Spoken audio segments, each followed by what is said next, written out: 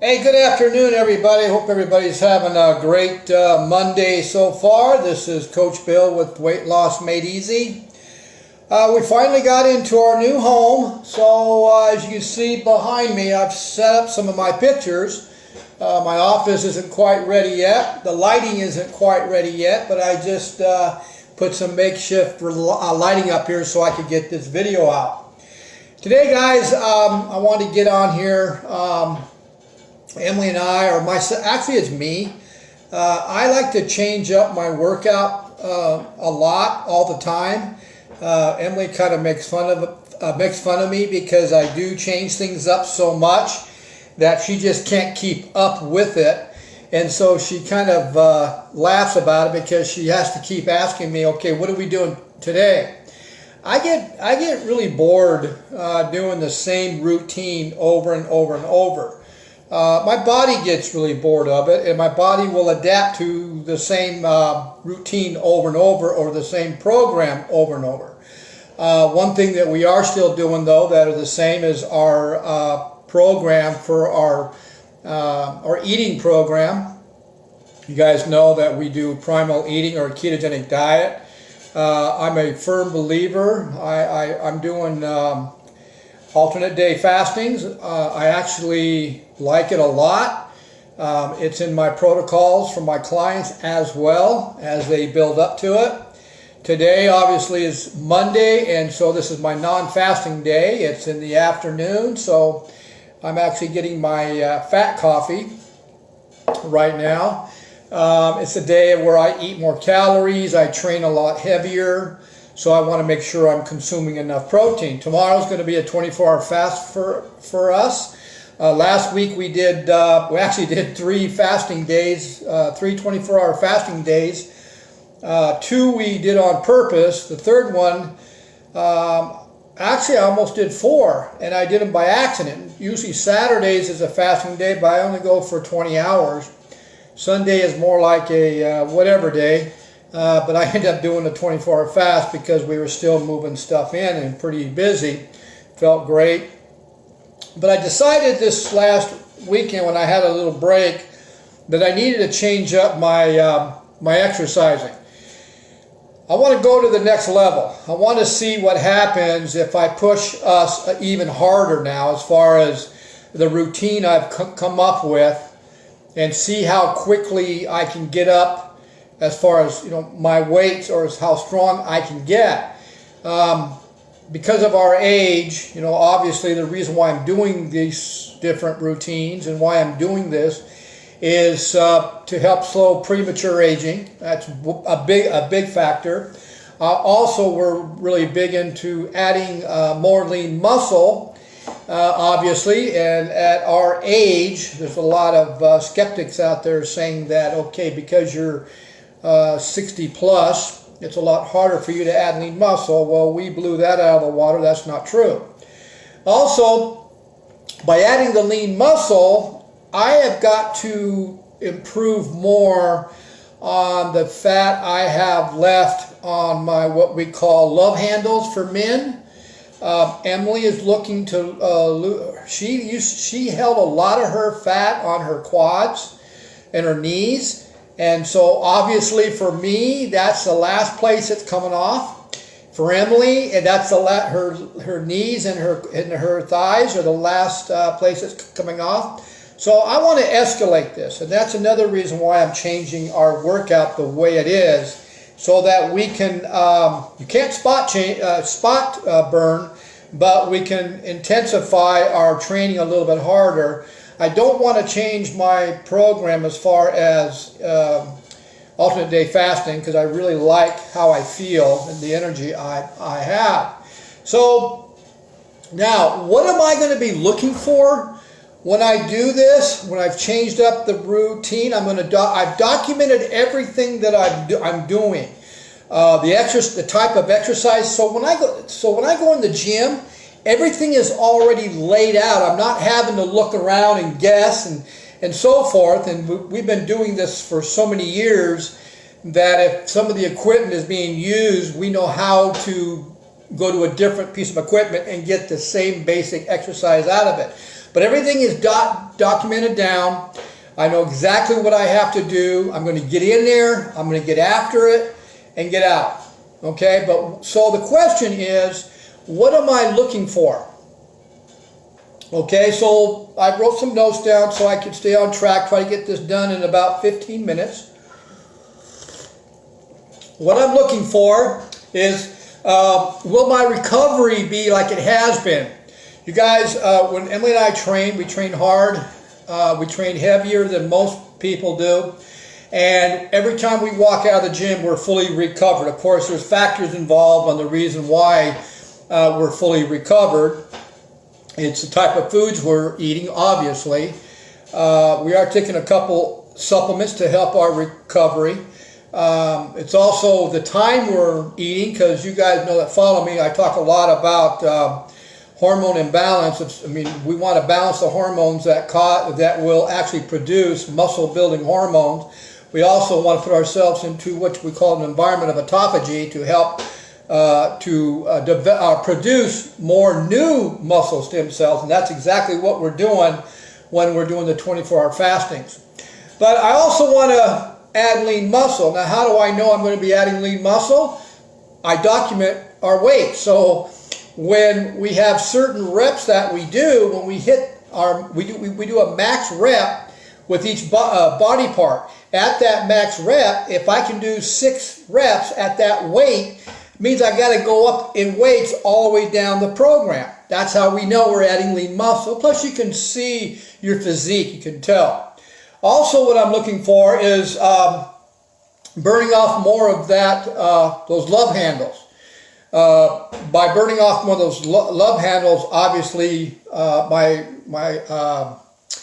abs are going to get more defined, and my back is going to get more defined. Now, I hold a lot more fat on my back also, so that's improved tremendously since I'm down to 177 now. Okay, the other thing is, the other part is how am I going to react to those fasting days, those days I do the 24-hour fastings. Is it going to be as easy as it has been, or am I going to struggle through it? Because you guys that have been training for a long time, some of you might have gone through what they call where you start losing strength, you're overtraining, you have the side effects of overtraining. You're not recovering fast enough, you're tired in the afternoon. All this stuff we don't have. But the biggest thing is that I'm doing something you guys aren't doing. Most of you aren't doing. You're not drinking hydrogen-rich water. You're not hydrating with a water that has the ability to flush out all the toxic waste that you're producing when you're exercising. We're flushing it out before it does any damage to our muscles, and that's why we don't get sore. Most of you guys aren't doing it. Now, with this video, like I do with all my videos, I'm going to put in there a short video of some of the top professional trainers who have now changed their clients or their athletes' water to this hydrogen-rich water because of the science. So I'm going to put that video in the description so you guys can take a look at it. And for those of you that may want to know more about the science of hydrogen-rich water, you can message me just by putting drinknatureswater@gmail.com. And I will send you some more of the research and the science on the water. Now, you can also go to my YouTube channel, subscribe to it, type in Bill Mabry. I'll put some specifics in the description of this video also on what I'm doing and why I'm changing my routine. But one thing I'm really changing, guys, and I'm actually going to change all my clients over to this, especially the ones that are pre-diabetics, type 2 diabetics, or the ones that have a fatty liver. And obviously, if you're obese, most likely you have a fatty liver, and you have to reverse that before you can even start to think about losing all that belly fat and body fat. But there's something you guys have taught. You've heard me talk about this over and over and over again. For those of you that are doing intermittent fasting or prolonged fastings, this for a while, you've been doing it for a while. This is something that I personally have completely changed over to, and I'm going to do it for the rest of my life. I'm going to actually introduce it to all my clients now.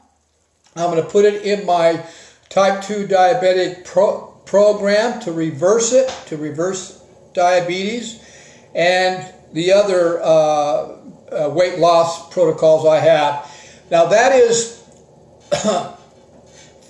fasting creates stress. So naturally, when you're fasting, your body is naturally in a stress mode. Okay, so what is it when your body goes into a stress mode? You guys have heard me talk about imbalanced hormones, or hormones that are causing you to store fat. When you're overweight, when you're having a difficult time losing that belly fat or that body fat, especially those that are 50 plus, there's certain hormones that are completely out of control, and you got to get control of those. So those of you that follow me know I talk a lot about this. Well, it's like anything else. When I'm fasting or when I'm exercising, we're putting our body in a whole lot of stress. Stress causes a hormone known as cortisol to escalate up. Also, another hormone that is escalated is insulin. Both these hormones are known to store fat. Okay? And so you've heard me talk about, any of you that are doing intermittent fasting or prolonged fasting, you guys have got to break your fast the proper way.